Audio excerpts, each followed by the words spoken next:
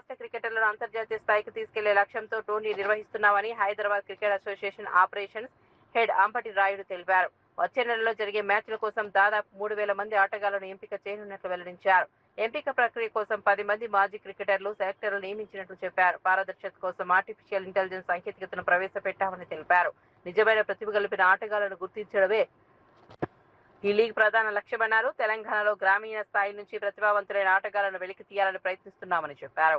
Select అయినప్పుడు selectors ఆ sheet పైన రాస్తారు తన పర్ఫార్మెన్సెస్ ఏంటి, మనం ఎందుకు సెలెక్ట్ చేస్తున్నాము, రీజన్స్ కంపల్సరీ రాయాలి.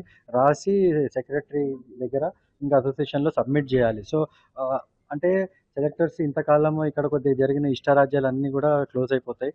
ఒక ఒక కమిటీ మెంబర్ కూడా సెలెక్షన్లో కూర్చుంటారు.